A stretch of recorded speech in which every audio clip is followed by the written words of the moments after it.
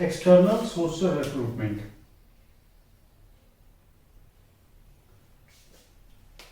देखो, external source recruitment means when the employees are recruited from outside the organisation then it is referred to as external source recruitment. जब आप employees को बाहर से recruit करते हैं, इंटरनल में क्या था कि आप अपनी ऑर्गेनाइजेशन के अंदर से ही रिक्रूट करते हैं। इंटरनल का क्या मतलब था, when the employees are recruited from within the organisation, अंदर से ही जब रिक्रूट करते हैं वो होता है internal source. So today we will discuss external source of recruitment. External sources, जब आप एम्प्लॉइज को अपने ऑर्गेनाइजेशन के बाहर से रिक्रूट करते हैं तो उसको हम बोलते हैं external sources of recruitment. Now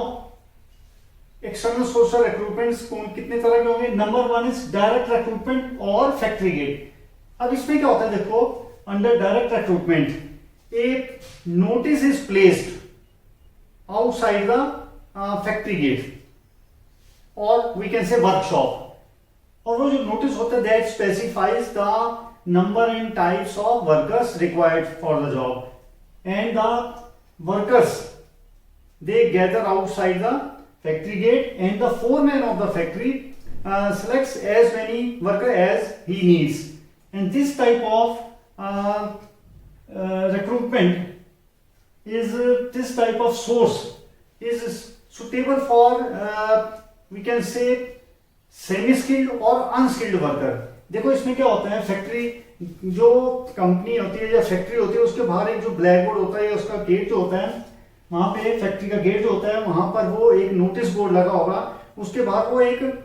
notice पेश कर देते हैं कि हमें 25 वर्कर की जरूरत है, 50 की जरूरत है, और वर्कर्स को मालूम होता है कि यहाँ पर जो है वर्कर्स की रिक्वायरमेंट रहती है फैक्ट्री के अंदर। मॉर्निंग के अंदर वर्कर वहां गैदर हो जाते हैं, इकट्ठे हो जाते हैं, और जो फैक्ट्री का फोरमैन है वो उसको जितने वर्कर्स की जरूरत है वो उतने वर्कर्स वहां से रिक्रूट कर लेता है। और इसमें ज्यादातर अनस्किल्ड वर्कर होते हैं या जो सेमी स्किल्ड होते हैं, और they are called casual workers, और जिनको बोल सकते हैं बदली वर्कर्स, और इनको जो है वेजेस हम डेली बेसिस पे देते हैं। They are paid wages on daily basis. This is factory gate. Second is casual callers और अनसॉलिसिटेड एप्लीकेंट्स। देखो, there are some good organisations और reputed organisations, what they do, they draw the attention of the job seekers. अब इसमें क्या होता है, मान लीजिए किसी कोई अच्छा ऑर्गेनाइजेशन है, वहां पे रेपुटेड है, वहां पे जॉब की रिक्वायरमेंट अभी नहीं है, कोई एडवर्टाइजमेंट नहीं है, लेकिन जो है एप्लीकेंट जो है खुद जो है वो वहां पे अपना बायोडाटा रिज्यूमे दे के आता है कि that this is my biodata और आई नीड द जॉब। अब उसमें क्या होता है कि एक जो ऑर्गेनाइजेशन है उन्होंने एक फाइल बनाई होती है, उसके अंदर वो ये एप्लीकेशन जो है फाइल कर लेते हैं, संभाल के रख देते हैं, और एप्लीकेंट्स को बोला जाता है that at present there is no vacancy, as and when there is vacancy और the post falls vacant then we will call you. मतलब जैसे ही हमारे यहाँ पे कोई वैकेंसी होगी, एट प्रेजेंट वैकेंसी नहीं है, जैसी कोई वैकेंसी होगी हम जो है पहले आपको कॉल करेंगे। तो that is called casual callers और unsolicited applicants. Third is advertisement. अब एडवर्टाइजमेंट में क्या होता है, देखिए इसमें जो कंपनीज होती हैं they give advertisement in the newspaper, और एडवर्टाइजमेंट के अंदर जब वो क्या मेंशन करते हैं कि जॉब रिक्वायरमेंट क्या है और क्वालिफिकेशन क्या चाहिए जॉब से रिलेटेड, और sometimes they also mention the amount और salary which is to be given to the employee, कितना उसको, और कुछ अगर एक्सपीरियंस चाहिए वो मेंशन, मतलब डिटेल जो है वो एडवर्टाइजमेंट में मेंशन कर देते हैं। तो कैंडिडेट जो है वो उसको पढ़ते हैं, और जो कैंडिडेट जिनको लगता है कि they are suitable for that job, they apply for the job in the organisation. मतलब कंपनी क्या करती है, न्यूज़पेपर में एडवर्टाइजमेंट देगी, और उस एडवर्टाइजमेंट के अंदर वो किस तरह का जॉब है और उसमें क्वालिफिकेशन क्या चाहिए कैंडिडेट की, उसका वर्क एक्सपीरियंस, एंड अगर expected salary and so on, मतलब कितना वो पे कर सकते हैं, sometime that is also mentioned. और अगर कैंडिडेट को लगता है कि ये जॉब जो है उसकी क्वालिफिकेशन और एक्सपीरियंस से मैच कर रहा है, तो they apply for the job in the organisation. Employment exchange. अब एम्प्लॉयमेंट एक्सचेंज क्या होता है, जो कैंडिडेट्स हैं they get their name registered in the employment exchange. अब ये जो है these are established by the government, and मतलब इसमें क्या होता है कि जो एम्प्लॉयमेंट एक्सचेंज के अंदर आप अपनी क्वालिफिकेशन के हिसाब से, मान लीजिए कोई ग्रेजुएट है तो अपनी वो 10th 12th ग्रेजुएशन का वो अपने सर्टिफिकेट्स सबमिट करते हैं, मतलब फोटोस्टेट होंगे तो वो जो एम्प्लॉयमेंट एक्सचेंज में उसका एक नाम लिखा जाएगा। समटाइम्स कोई कंपनीज होती हैं गवर्नमेंट जॉब के अंदर जो है वो एम्प्लॉयमेंट एक्सचेंज के थ्रू रिक्रूटमेंट करते हैं, तो उसमें आपको एक नंबर मिलता है। अगर आप एम्प्लॉयमेंट एक्सचेंज में रजिस्टर्ड नहीं है और कंपनी को वो कैंडिडेट चाहिए जो एम्प्लॉयमेंट एक्सचेंज के अंदर रजिस्टर्ड है, तो अगर आप उसमें अप्लाई नहीं कर सकते जॉब के अंदर अगर आपका नाम एम्प्लॉयमेंट एक्सचेंज के अंदर नहीं है। और ये एम्प्लॉयमेंट एक्सचेंज जो है गवर्नमेंट का जो है they do not charge any fee for registering the candidate. Placement agencies क्या है, मतलब इसमें क्या होता है, कैंडिडेट जो है they get their name registered with these agencies, मतलब वो अपनी क्वालिफिकेशन और एक्सपीरियंस के हिसाब से अपने आप को इसके अंदर रजिस्टर करा लेते हैं। और ये जो प्राइवेट एजेंसीज होती हैं दीज आर जनरली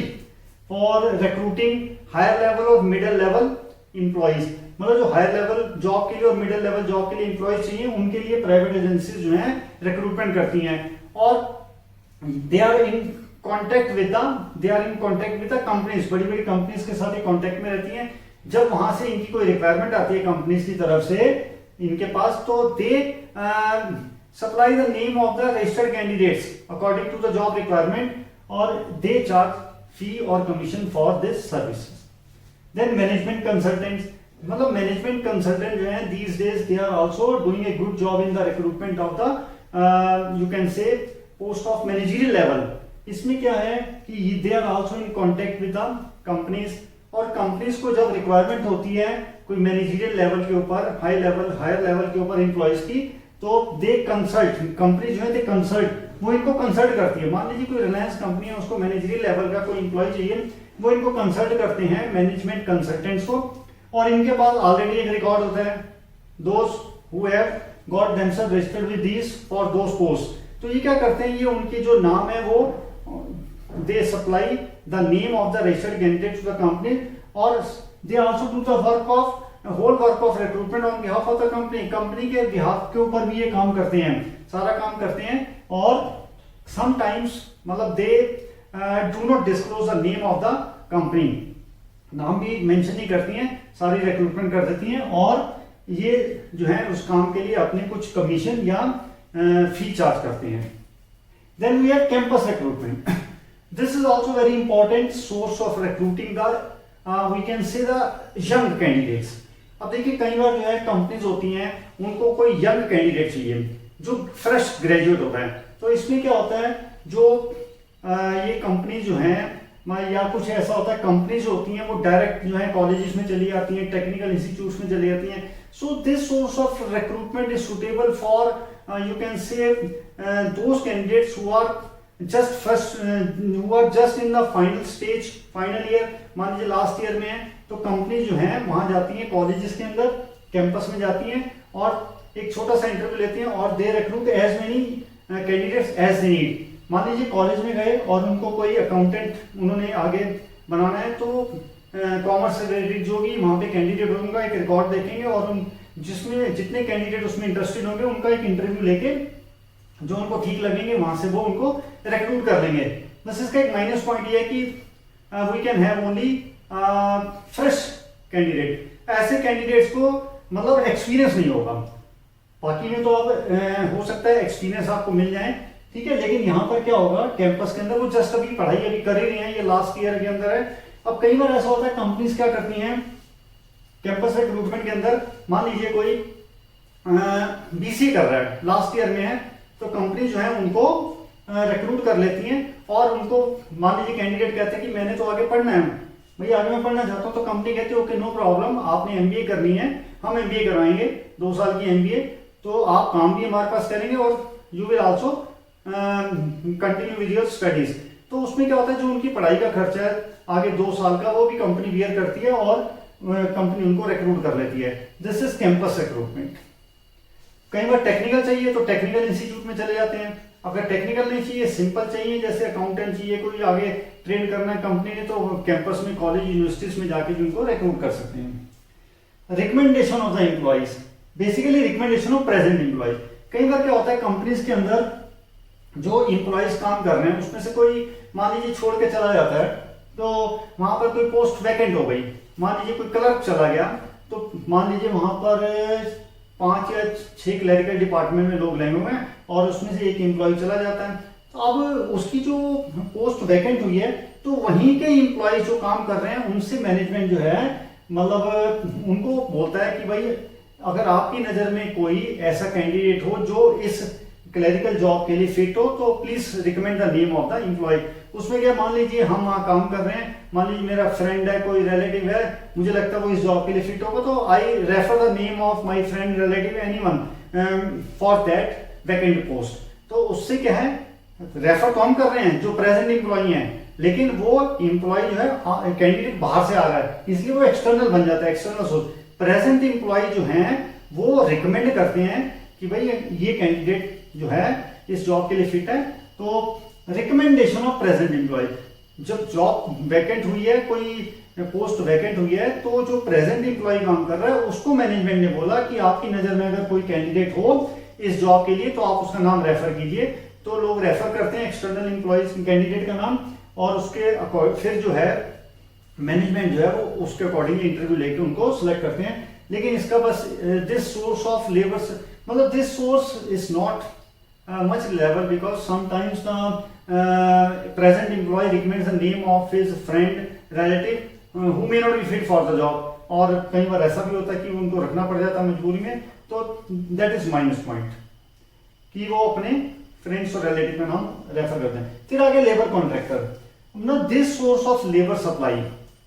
ये जो लेबर कॉन्ट्रैक्टर है, under this source of labour supply the workers they get their name registered with the contractor. जैसे कई जगह गांव वगैरह में होता है कॉन्ट्रैक्टर होते हैं, तो उनके पास क्या होता है कि वर्कर्स अपने आप आते हैं और अपना नाम रजिस्टर करा देते हैं कि अगर कोई जॉब हमारे लिए हो तो हमें बताना। जैसे मान लीजिए रोड कंस्ट्रक्शन का काम है, बिल्डिंग कंस्ट्रक्शन है, डैम कंस्ट्रक्शन है, इस तरह से मतलब कोई काम चले हुए हैं, उनके लिए उनको वर्कर्स की जरूरत है, तो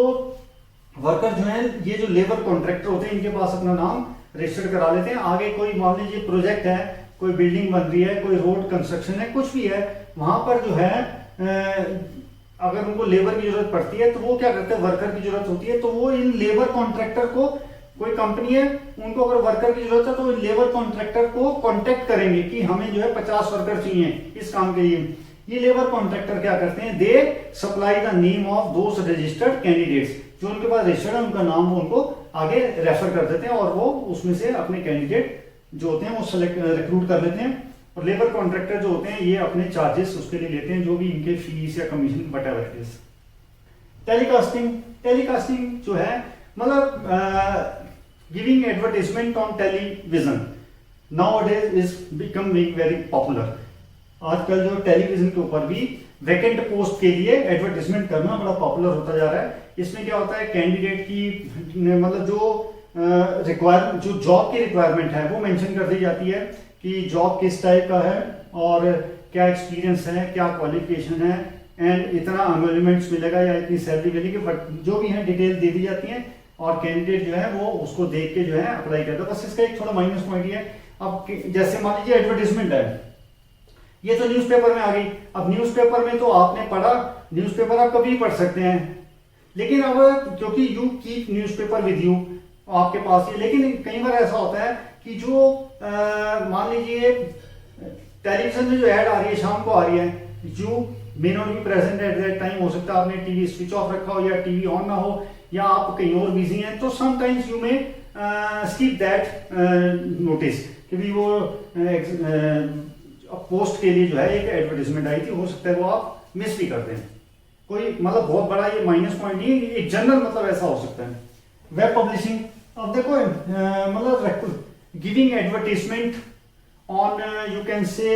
internet is becoming very popular these days. तो मतलब आजकल क्या इंटरनेट पे दिया जाता है, जैसे आपने देखा होगा कि Naukri.com, Monster.com, ठीक है, Jobstreet.com, ऐसे बड़ी सारी हैं जो जिसमें क्या है, मान लो मुझे जॉब की जरूरत है तो मैं उस पर सर्च करूंगा, अगर मेरी रिक्वायरमेंट के हिसाब से कोई पोस्ट होगी तो मैं अप्लाई करूंगा, then I will get the information about further processing की आगे क्या करना है। तो this is also becoming very popular. So these are the external sources of recruitment, means इन सभी के अंदर जो है candidates are recruited from outside the organisation.